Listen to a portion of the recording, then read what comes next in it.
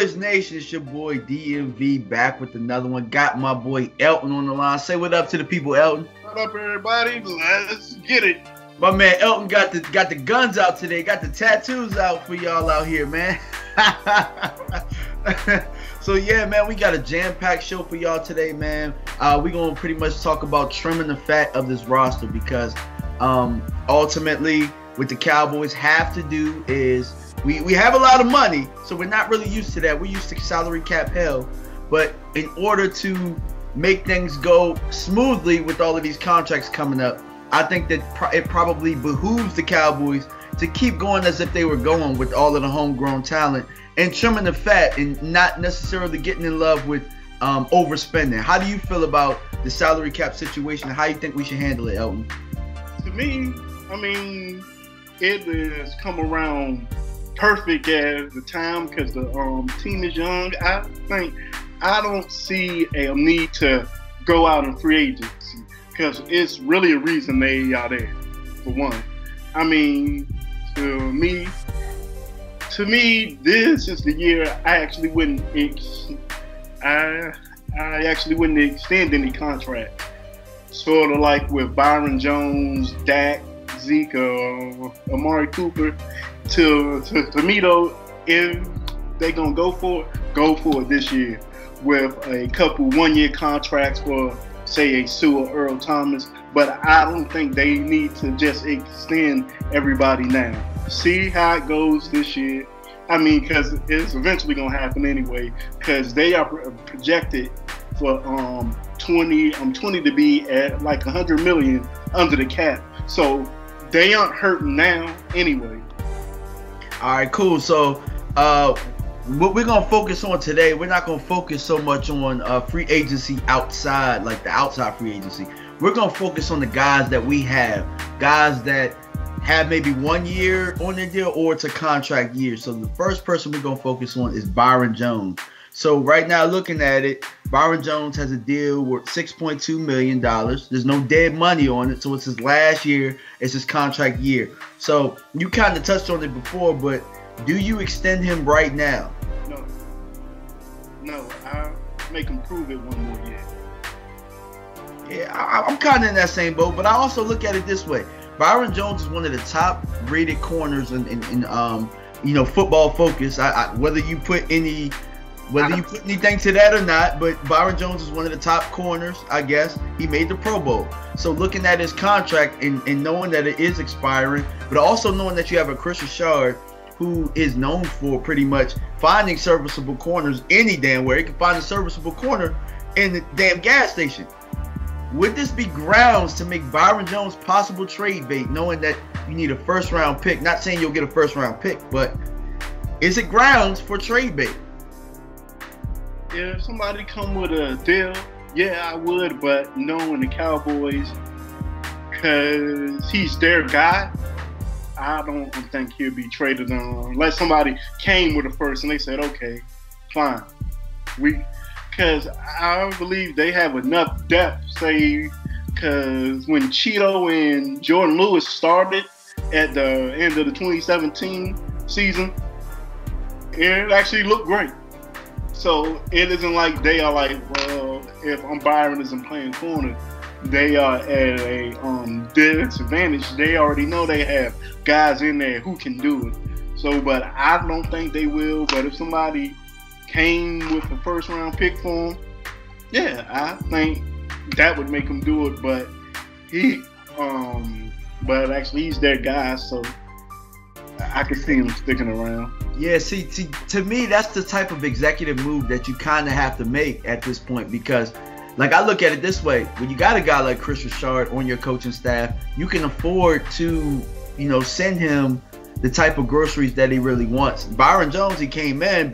He didn't really, inherit. He inherited Byron Jones, but that isn't necessarily his guy, if you get my drift. And what I also look at is paying top corners is expensive.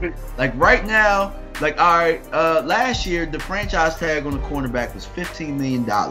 So Byron's in his contract year this year, so you'll still be getting him cheap for a year. But keep this in mind: if he balls out again and you're looking to bring him back, you're probably going to franchise tag him for what, $18 million a year, or you're looking to sign them to a big deal with a big guarantee. So, I mean, it's not out of the realm of possibility of trading Byron, but that's just what I'm thinking. I'm with you. I don't extend him right now, but I'm definitely weighing my options if somebody comes to me about Byron Jones. Because they made Demarcus Lawrence prove it again, and actually Demarcus Lawrence first year was better than what I would say Byron Jones did this year. Absolutely. And I'm glad that you brought up D-Law, man. So D-Law is to undergo shoulder surgery. In your eyes, does this affect negotiations? No, because to me, this has been routine for him every year since 2015. So to me, it is I don't care about it. He'll be ready by training camp. And I think that what we're looking, I agree. I mean, in my opinion, I'm looking to make him you probably got to make him the top paid pass rusher in the game, honestly. I'm looking at like a guy like Chandler Jones. He's very comparable to Chandler Jones. He demands obviously a lot of respect. Guys are game planning for him every week. So you're probably looking, I think that Chandler Jones had a 5-year contract. I think it was like 80, maybe 81 million, but I think 53 of it was guaranteed. So you're probably looking in that ballpark range. But I think that right now, if I'm them, I'm not even looking at a franchise tag again. We just got to get the deal done. Yeah. Yeah, me too. That's probably the only guy right now that I'm looking at that I say, I mean, outside of somebody like that I'm going to talk about next, but outside, like as far as major keys to this team, he's the guy that I lock up first, even over Dak at this point. Dak can wait a year. Exactly. I mean, you're going to pay Dak what you're going to pay Dak anyway. You're going to pay what the market is. So, I mean, we're not even going to talk about Dak today, but because, I mean, that's just the way I feel about it. Dak is worth $22 to $25 million. You're going to bring him back. You're going to bring back Amari Cooper. Those are names. I'm like, whoever Dallas wants to keep, Dallas will keep. Yeah. No matter what the salary cap is, because Romo's last extension going in when the year started, we was like 18 million over the cap, and somehow he got a $98 million contract. So if they want to make up the money, they are going to find the money to keep who they want. Yeah, and they have so many triggers and so many different contracts, and we're going to talk about it a little bit later, but they could create even more money than they have right now, which is nuts. So here's a guy that I wanted to touch on because I think you need to extend him right now, even though he now you might have a difference of opinion, and I hope you do, so we can actually disagree once. But Randy Gregory, this is a contract year for him. Do you extend him now, or do you let him play out his deal? His deal is like $900K right now. I actually don't think it's a contract year because he got suspended that year, so it pushes him out more. Well, this is his contract year because this is the 6th year, because he got drafted the same year that Byron did. Yeah, 20. So I think he signed a 5-year deal though. With Byron, I think they got the 6-year option. Because Randy was.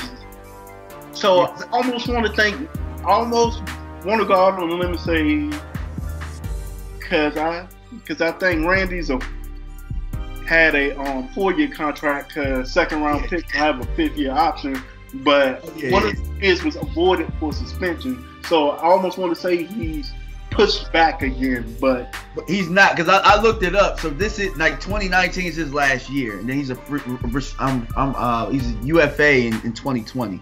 So this is his contract year. So what do you do with Randy? You let him play it out, or do you extend him?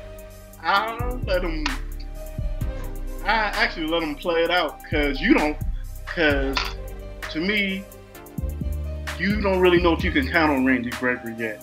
Because at any moment they can say he's suspended a year again. That's where I disagree. I extend him right now while he's cheap, because you know why? Number one, I know I'm going to sign Demarcus Lawrence. But I also know that I'm going to get somebody that's going to help him. But Randy right now is cheap to the point where nobody's really going to really ask too much for Randy Gregory. I get him for the hometown discount early. You know what I mean? Yeah. And if he messes up, he's not gonna get paid anyway, and it's not gonna count against us. So that's where I'm at right now. Where if he gets $4 to $5 million a year right now, he ain't gonna bark at that. He gonna sit there and he gonna sign that because he don't trust himself probably. Because I actually like to have a bunch of guys playing on contract years because they're gonna show up. That's a good point. And the only thing that I'm afraid of with Randy Gregory is him getting lost in the wash, because I don't know if you remember, we had a whole bunch of guys with contract years and we had to let Bruce Carter go when we really didn't need to. And Randy Gregory really reminds me of his impact is kind of like what Bruce was, whereas you're not the top guy, but you're definitely somebody that's going to be missed if you're gone. And he started to come on. This really been his first year of playing football. So it's all about really just getting him cheap to the point where we got him locked up and we ain't got to worry about it next year when we're trying to lock Dak and Zeke up. I ain't betting Bruce Carter wish he never left either. Probably not, but you know how that go, man. There's a lot of Cowboys that leave that made an impact that really should have just stayed, but they chased the money. So I can't be too mad at him. Yeah, so I think Bruce Carter got caught up in, we was in cap hell also. Yeah, it actually wasn't like we could have signed him even if we really wanted to. True.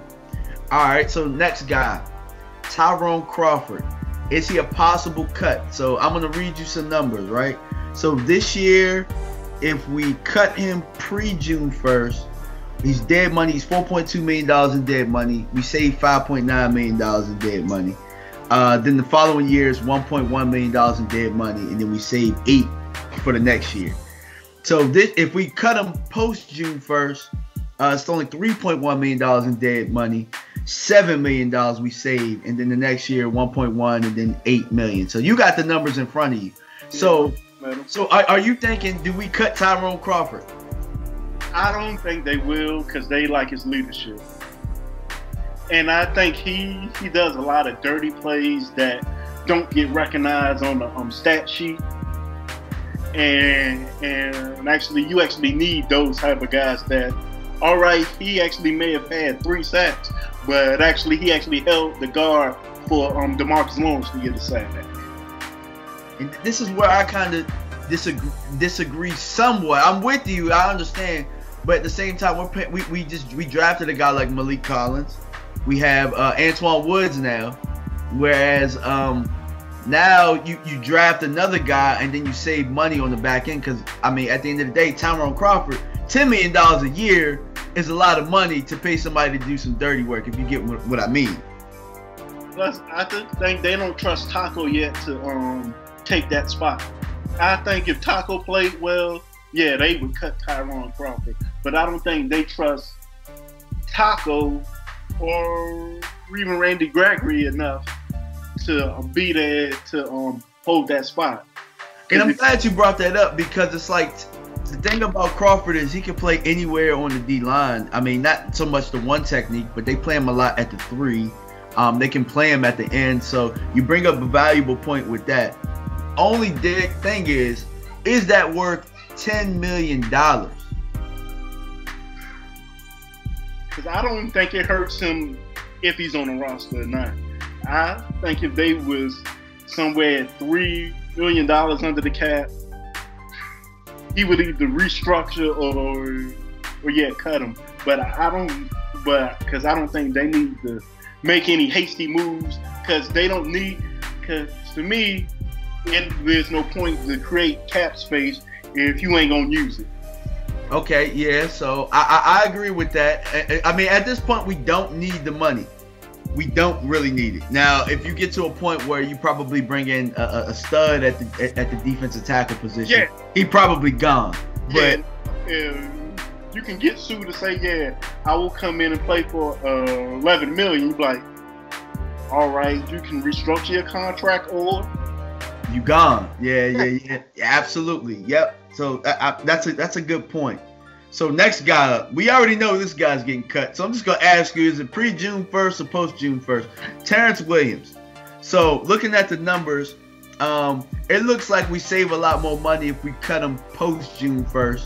Now that means we'd have to cut him off from OTAs and all of that type of stuff. So are you with cutting Terrance Williams post June 1st? Yeah, you might as well get it out of the way. Yeah, you might as well just let him know, like, look, dog. I am quite sure he has cleaned everything out his locker at the start. He knows he's not coming back. All right, so next guy, Sean Lee. Now, this is where I ask you, you let him play out his deal, you cut him, or do you trade him? Because at this point, it doesn't really hurt your cap. It hurts your cap about the same. Either way, it don't really hurt your cap. You actually save $7 million whether you cut him, trade him. For me, I'm going to let you go first, and I'll say how I feel. To me, I would see if I can trade him before I cut him. Because to me, I'm looking at it. If I can get an extra third round pick, maybe a fourth rounder, and say at the end of the first, 28, 29, 30, you actually still have a guy you want, and you can package some picks up. Go with some compensation picks. Yeah, I would make that move, but to me, you can never have too many linebackers, sort of like D linemen. So yeah, that's a very good point. I'm to the point where I think I'm going to let him play out his deal. Now, if I could get something for him, I'm with you. My second option would be to trade him. And I say that without even blinking. You know what I mean? Like, but right now, being that we don't need the money, like, we probably need an upgrade more than anything, or maybe a young body in here more than anything. But right now, let him play out his deal because it don't really hurt us. Like, yeah, it's $10 million, but we got Jalen and Vander Esch playing for peanuts right now at the linebacker position. Yeah. So I don't think that Sean Lee, right? Like, obviously, it hurts me to see him lose a step, but like, I mean, it doesn't hurt to let him play out his deal, but at this point, he has to know that, you know, there's a demotion on the table because these guys are they're in. Ain't no you starting because of respect at this point. Like, this is a contract year, but these guys are your starters at this point. It's your favorite guy. You kill this guy every week. Lael Collins. This is a contract year for him. So do you let him play it out? Do you extend him? Do you actually kick him back in to play guard to possibly save more money in the future? What do you do with Collins? He is probably the enigma. To me, I would rather him at left guard more than anything, but he doesn't want to do it because he knows there's more money with tackle money. But to me, I actually let him play it out, and I let him go be a free agent and actually draft another tackle. Wow. So when do you think about you drafting another tackle next year? I would draft. Yeah, because I don't think this is a strong old lineman class, and I don't think you should reach just to get one. Because I look at it, you actually with Frederick, Smith, and Martin, you only could pay those. You actually is only going to be able to. You actually can't put everything in the O line, so you can't everybody. Yeah, for me, I think that our right tackle is on the roster. Honestly, I think it's Connor Williams. I think that if you do kick Collins back inside, then you got Connor playing your right tackle for peanuts, and you're saving money that way because his contract year ain't for another 4 years. That's what I'm thinking. If I'm the front office, I would probably kick Collins back inside, and if he has a great year, you know, we find a way to extend him. We find a way to pay him. But at this point, from what I saw at him at right tackle this year, I was not really pleased. I was a little bit more disappointed in him than I was at Connor Williams playing guard. Yeah, me too. Because I kind of expected that out of Connor Williams. He started playing a little bit better, but I think that he's a little bit more athletic and he's a little bit more lean and him playing tackle with him playing tackle in college, I think that it might be a good move. But you never know what they're thinking. You know, they never do what we want. So, because to me, Connor was a better fit for Alexander's way of wanting to play O-line. You aren't really physical at the point you actually let the contact come to you. But the way Mark Colombo wants O-line to play, I think Collins is better at left guard. At the guard, I agree as well. I agree because the way that Colombo wants you, it's more like a mauling style. Now Connor is very good with his feet. He's pretty solid with his hands. He's better in space than he is, you know what I'm saying, close quarters and having to, you know, get a big guy up out of there.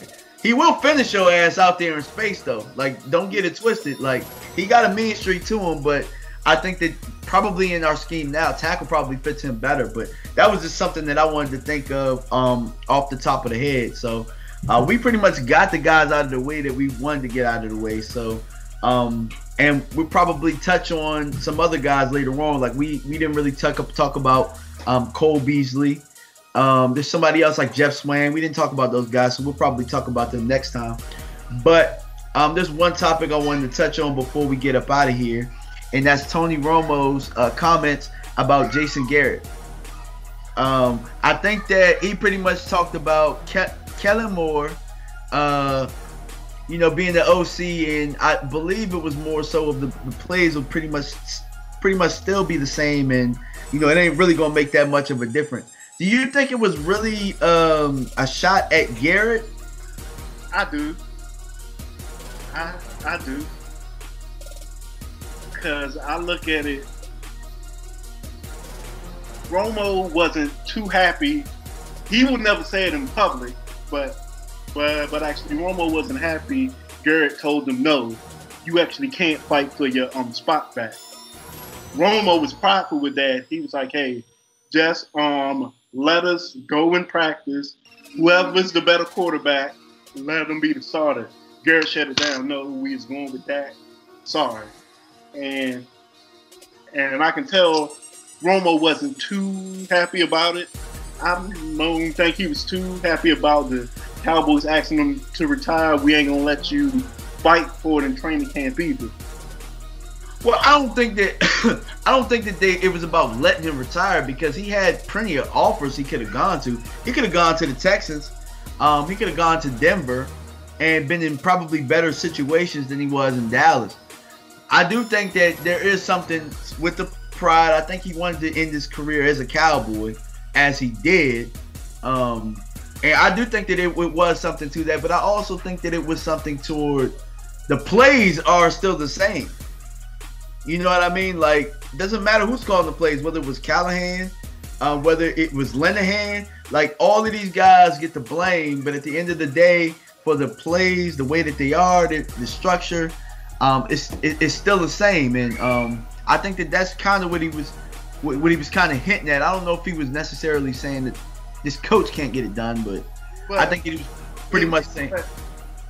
Well, there's something to that. I actually went and looked it up last week because everybody shits on Garrett.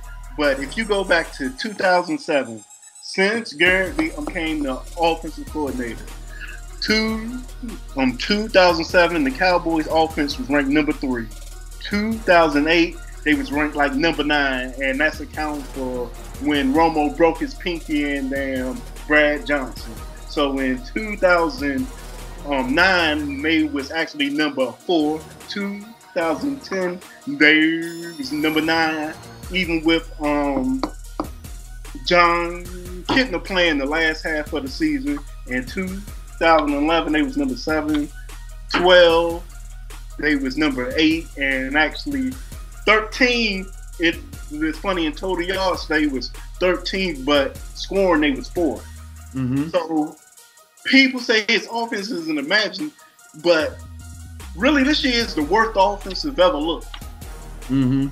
I don't think Garrett's offense is necessarily the problem, as much as it is him in the red zone, or the plays in the red zone, or the diagrams in the red zone. Maybe the diagram of the plays maybe they aren't really good at, maybe it's more so of a spacing thing, because I always said this, from 20 to 20, year in and year out, we gonna move the damn ball. Don't matter, Dak, Romo, whoever, Kitna, maybe not Castle, maybe not Brad Johnson, but yeah. But hell, Kellen Moore was moving it from 20 to 20. Who else do we have?